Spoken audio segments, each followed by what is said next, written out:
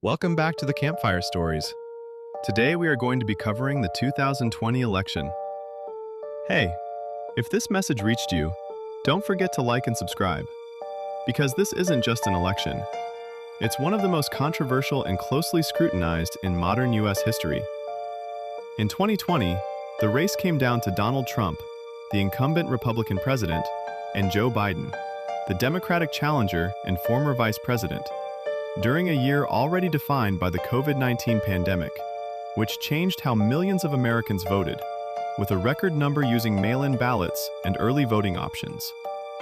As votes were counted, results took longer than usual, especially in key battleground states like Pennsylvania, Georgia, and Arizona, where large volumes of mail-in ballots were processed after Election Day, leading to visible shifts in vote totals as counting continued.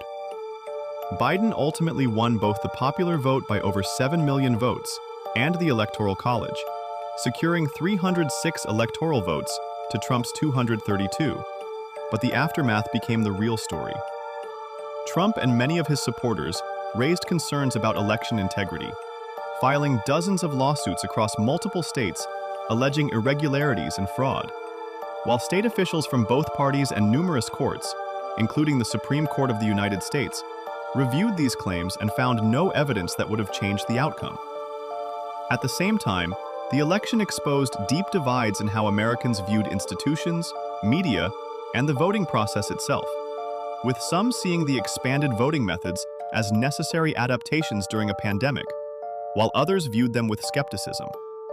Tensions culminated on January 6, 2021, when Congress met to certify the results, and a large group of protesters gathered in the United States Capitol, leading to a breach of the building and a temporary halt in the certification process before it resumed and was completed later that night.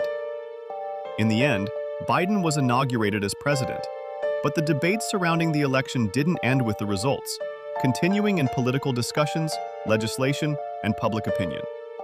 And what makes this moment stay with people isn't just who won, it's how the process itself became the focus, how trust in elections became part of the national conversation, and how one election left behind a level of division and debate that is still shaping the country today.